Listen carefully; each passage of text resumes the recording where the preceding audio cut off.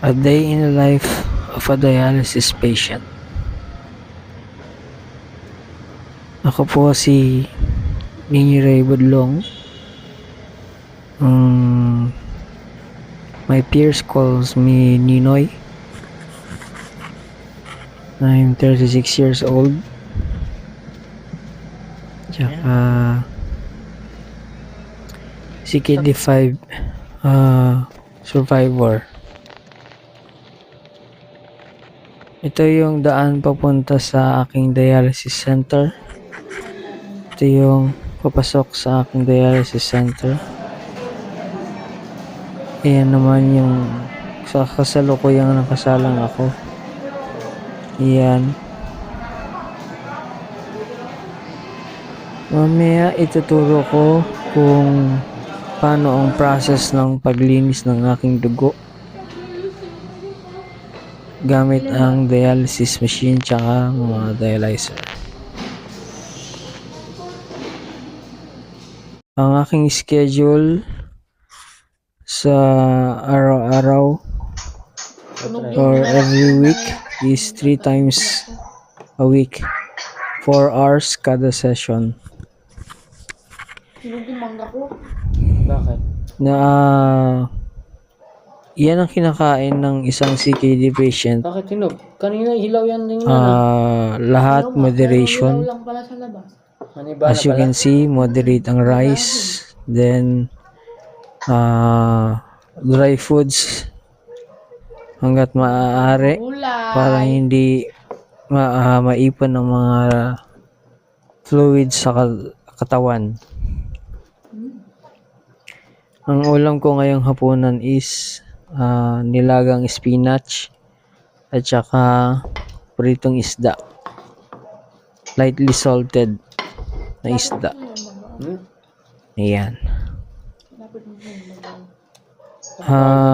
Sa video na ito, i-discuss ko kung paano ako nakakuha ng CKD5 na sakit. At the age of 20 years old, I think, or 21, I was diagnosed. I have diabetes.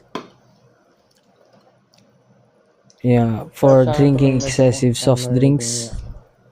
At that time, napansin ng mga kapatid ko na nangangayayat ako ng mga panahon na yon. So, pina-check up nila ako sa De Los Santos. Tapos, doon nalaman na diabetic na ako. Tapos, Nakapa-umaro pa na ata, kaya may makikita. hanggang sa umabot na ako ng taon na ito, 36. Nakasawa pag mumukha na.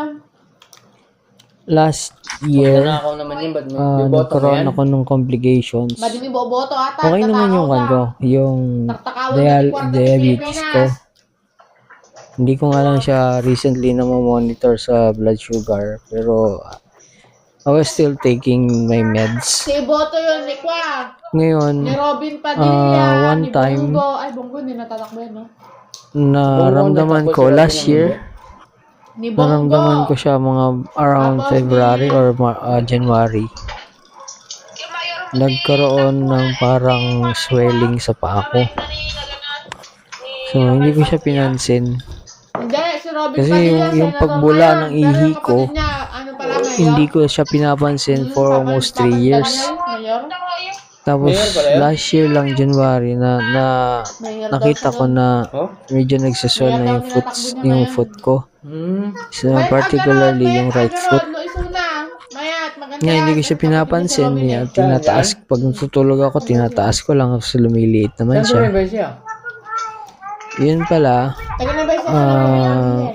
undiagnosed siya, pero may tama na pala yung kidney ko ng mga panahon na yun.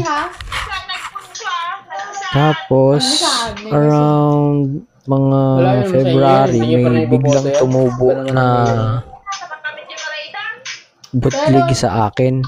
Sa mga katawan ko, hindi nawawala yung mga butlig, hindi nawawala yung mga parang kati-kati. Robin.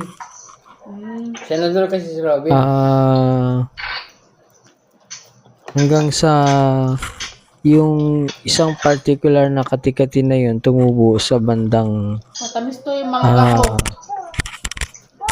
pubic hair ko. Tapos bigla siyang lumaki. Para siyang lumaki talaga siya. Tapos na para siyang naging open wound. Ngayon, Babaita, nakatulog to ata hindi ko siya pina-check pa rin dahil nanghihinayang nga ako sa pera. Nariing mo ton. Tapos, nung hindi ko na kaya, talagang hinang-hina na ako. Yung parang, hindi naman ako nilalagnat, pero parang sobrang sakit na talaga nung wound niya, yung wound ko sa bandang pubic hair. Kasi lumalaki talaga siya eh. Tapos nung hindi ko na matiis, tapos pinilit ako ng mga ate ko, pina-check ko. May mayat adi mayor ito. Tapos nung chinek ng doktor, sinabihan ako na meron daw akong parang flesh-eating na bacteria na na-acquire. So, ito yung vitamins kuwan siya. Yung lalaki at lalaki talaga siya. Tapos delikado dahil pwede raw ikamatay yun. Tapos ada sapatos Ngayon, lang, sa takot namin ng mga ate ko, nagpa-admit na ako sa ospital para maoperahan. Malapit na mag-presidente. Oo nga, sinabi pa naman ni Nagpa-admit ako sa Pasig City General Kasi hindi pa Hospital. siya pwede sa 2038 bata pa siya. Oo, sabi nga Ngayon, ni Vico, wala naman daw siyang bago balak ako sa ganyan. ma-admit, Kaso nga lang, na tinignan ako ng mga doctors dun sa emergency ano ba yan? Si Vico? Hindi mo ba organized? station. Organized talaga daw siya. Parang nakita nila na ako na malala na, tapos naninilaw na daw yung balat ko. Pwede siyang tumakbo busy. So, they were Tapos mahal, magaling din pala siya mag Alam mo yung kalaban niya dun yung sinasabi assessing nila na meron kalaban akong niya magiging mayor? infection. Sana. Oo, si Sarah. Nagpunta nga daw yun. Tapos, Kaso nga lang, parang ngayon, nakipagkamay bago lang daw ko sa inadmit, hangin nilagay sa ward, Soto kasi. Hindi, chinek yung blood Hindi nga ko. nagpunta, parang nakipagkamay nga daw sa hangin. Doon nila Kasi hindi nakita siya nakapunta. na Nagpunta yung din daw, creatinine ko pakita is around 114 ay 1014. Tumatawa pa nga siya eh. Ang regular Bakit kasi is inaasar niya nasa yung kalaban niya? 100 below. So sobrang taas. Kakasimula pa lang nga, sira Doon na agad na sa kalaban niya eh. Pero sa Aramina, kami sinabihan na kung willing akong magpa-admit, may bigyan ng ward, kailangan kong malagyan ng emergency catheter sa leeg. Tapos catheter din sa aking sexual organ. Kasi doon imo-monitor yung yung pag-ihi ko kung regular pa ba. Tapos yung paglagay naman ng emergency catheter, IJ catheter sa leeg ko, yun yung process para maisalang ako sa dialysis. Kasi apparently yung creatinine level ko sa katawan is sobrang taas na. Kailangan pababain siya. So, ang sabi ng doktor, kailangan pababain siya ng 500 below bago ako maoperahan kasi pwede daw ako pwedeng pag pinilit daw na operahan ako, pwedeng may mangyari sa akin dun sa operating room. So, ayaw ko man ipagawa yung IJ catheter, napilitan ako. Tapos, siguro mga 2 weeks bago ako na-operahan kasi kuwan pa ako. Kailangan ko pang i-dialysis ng ilang session para bumaba yung creatinine ko at saka mabawasan yung swelling ng katawan ko dahil sa excess fluid. Ngayon, medyo nalaman pa pero okay mo to. Nung bumaba sa almost 400 yung creatinine ko, wala akong kinakain nun. Sobrang ako nun, tipid ako sa pagkain, saka tubig. Sayang nga dyan. Kailangan kasi mawala yung mga tubig sa arte-arte katawan ng ko. aso. So, after nun, naoperahan ako, dinibri yung sugat-sugat ko, tinanggal, tiningnan ko may nadagdagan, kung na-extend ba yung infection ng wounds ko sa anus ko, wala naman. So, thankfully, Dapat mantika tapos na din ata. sa ari ko, wala Tama rin. ka sa chest ka no? Ngayon, Saan? Mabuboring kasi siya dun eh. after ng first debriefing ko, Ang bilis na malabas yung iPhone. after 1 week, sinet ulit nila ng another debriefing para linisan ng maigi yung sugat ko. Saka pa ano ba yun? Tapos Takinig pa naman nung siya. natapos na yun, mga after 2 weeks, nag-heal naman na yung wounds ko sa bandang pubic hair. Pag may bahay na Hanggang tayo, sa lumiit. hirap kasi sa Nung nag-debrief na siya, pinayagan na akong umalis ng hospital. Tapos magpapagaling na lang. Tapos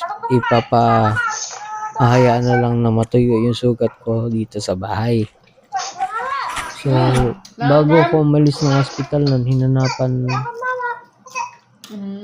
ako ng malilipatan na dialysis center kasi hindi naman pwede pag outpatient na ako, hindi na ako pwede magpa-dialysis doon sa hospital. Mga anak pa lang. So, yun na yung buhay ko simula noon. Nalagyan ako ng IJ catheter, I think April 19. That was the most devastating day of my life.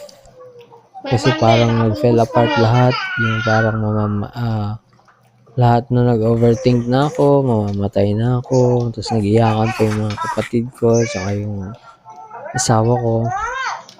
Niisip nila na mamamatay na ako. Tidlokin na ating ka nun, anak ko. Tapos, hindi na ako makakapag-work. Tidlokin na ating Geraldine sa cellphone na. 3 days na Yun. I was Nilagang kalkalunay. very positive. I was a very positive thinker that time. Hindi ko hinayaan yung stress sa buhay ko na i-overcome ako. Tapos, lagi akong nagdadasal nun. Geraldine! Kaya, na-overcome ko talaga siya. Tapos hanggang sa, ito na yung routine ko ngayon. Every Geraldine! 1 week, meron akong 3 sessions. So, every session, meron siyang 4 hours. Ang schedule ko is Tuesday, Thursday, and Saturday. Parang hindi ko na nakikita. Simula nung April hanggang itong present, Mana? yun ang schedule ko ng Ang dami naman pagka-dialysis. magbagada nga balmon dito adubing adyan na naman yung adubing ita nga kadwayon. Ay iba yung bata ba yan? Wala daka mo pa lang ta. Nakuha ko ito lang yung i-advise ko sa inyo sa mga magiging viewers ko. Apay na nagawin. Iwas kayo sa ang expected kong nakasira sa kidney ko is yung pagkain pag-inom sa umaga ng energy drink, yung kulay dilaw. Naging acidic ako nun eh. Tapos wala akong kain. Yun ang kagad ang iniinom ko dahil diretso ko sa trabaho ko nun. Hindi daw alam niya.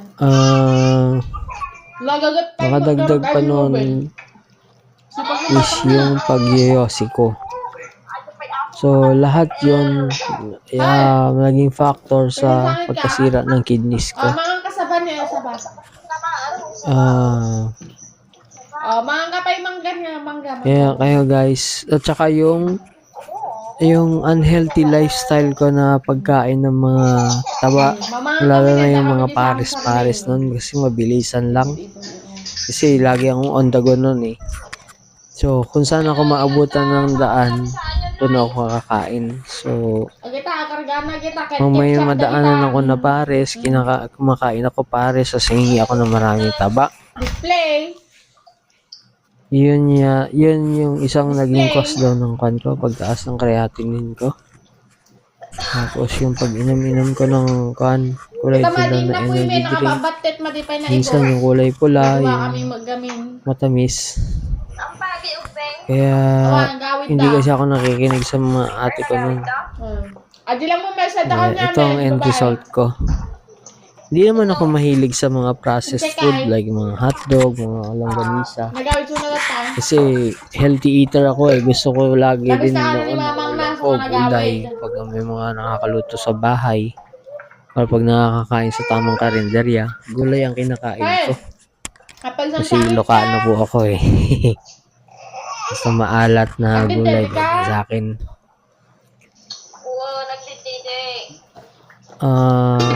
Hindi ako mahilig sa noodles, hindi ako mahilig sa hotdog.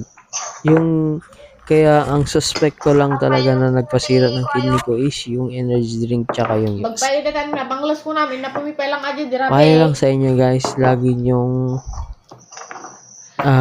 iiwasan yung mga ganun na klase ng drinks.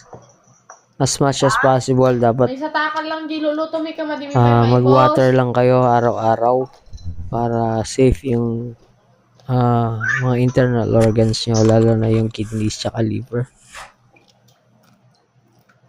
Tapos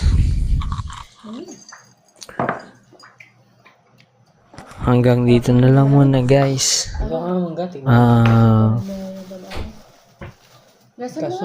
Follow and like my mga videos ko para sa mga susunod na videos. Thank you.